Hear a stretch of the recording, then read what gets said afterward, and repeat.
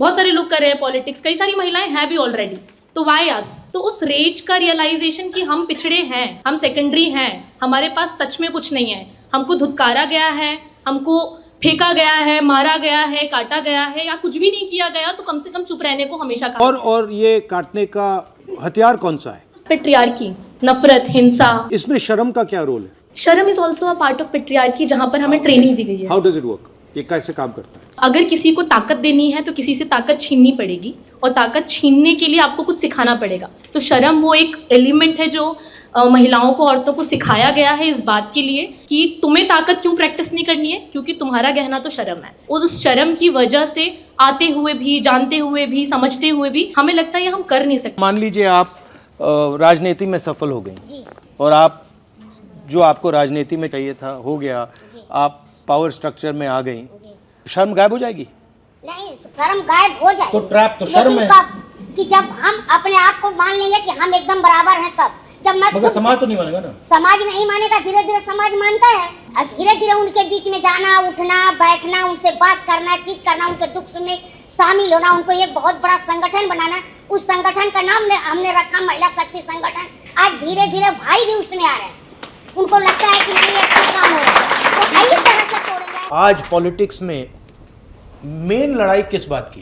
संविधान को बचाने की। नहीं तो संविधान को बचाने के लिए आरएसएस संविधान पर आक्रमण कर रही है और कांग्रेस संविधान को बचाने की कोशिश कर रही है। If we are protecting one book, which book are they protecting? Manusmriti.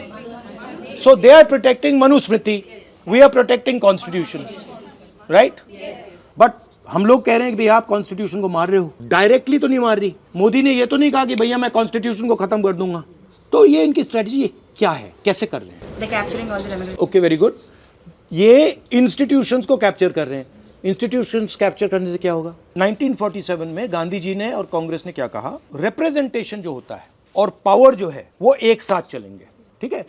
मतलब अगर आप एमएलए बने, रिप्रेजेंटेटिव चुने गए, तो आपको पावर दी जाएगी। ये कॉन्स्टिट्यूशन में कहा गया है और ये कांग्रेस ने हमेशा किया है। अब बीजेपी ने नया कॉन्सेप्ट निकाला है। ये पहले सिस्टम था, रिप्रेजेंटेशन और पावर एक साथ। अब इन्होंने ये कर दिया है, पावर इस साइड कर दी, रिप्रेजेंटेशन इस साइड कर दी। ये कह रहे हैं कि भैया देखो, दलित हो, आदिवासी हो, पिछड़े वर्ग के हो, तुम लोकसभा विधानसभा में जितना आना चाहते हो आ जाओ, हम बैठा देंगे तुम्हें, मगर विधानसभा में, लोकसभा में पावर नहीं होगी। पावर कम इधर ले जाएंगे। तो 90% हिंदुस्तान क्या सोच रहा है? बड़ा खुश है कि भैया देखो, हमें लोकसभा में टिकट दे दी, हमें विधानसभा में टिकट दे दी, हमें पंचायतों में टिकट दे दी। और इन्होंने क्या किया?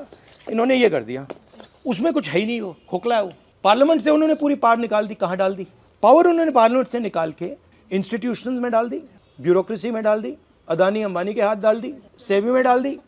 हाँ, तो और ये सेपरेट कर दिया।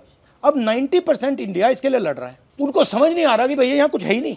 लोकसभा में जो एमपीज हैं, मैं उनसे बात करता हूँ, बीजेपी के एमपी से, दलित, ओबीसी, आदिवासी एमपी से, मैं उनसे कहता हूँ भैया आप आ गए, मगर आपको कुछ मिला? कहते हैं राहुल जी यहाँ पे तो हमारी बात नहीं सुनते, बैठा रखा है। कास्ट सेंसस का क्या लॉजिक है? अब कास्ट सेंसस से हम क्या करेंगे? हम पूरे देश को दिखा देंगे भैया इसमें कोई पार है ही नहीं, पार यहाँ है।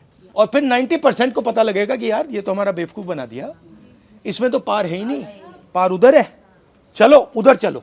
आपने मुझे पहले कहा कि देखिए हम पावर में पार्टिसिपेट करना चाहते, और आपने मुझे कहा कि देखिए हम रिप्रेजेंटेशन के थ्रू पावर में पार्टिसिपेट करना चाहते हैं। और मैं आपसे कह रहा हूं कि जितनी रिप्रेजेंटेशन लेनी है ले लो।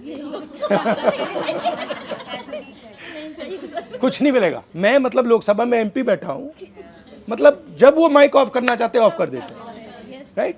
ये हिंदुस्तान की हिस्ट्री में पहली बार हुआ है। 1947 के बाद ये पहली बार हुआ है। 90% को हटा दिया, ब्यूरोक्रेसी में तो आपको हटा दिया, कॉर्पोरेट इंडिया में कोई नहीं है, जुडिशरी में कोई नहीं है, पावर सिस्टम में 9%, 10% लोग चला रहे हैं, और 90% को इन्होंने कहा भैया तुम जाके रिप्रेजेंटेशन करो, और उसमें कुछ है ही नहीं।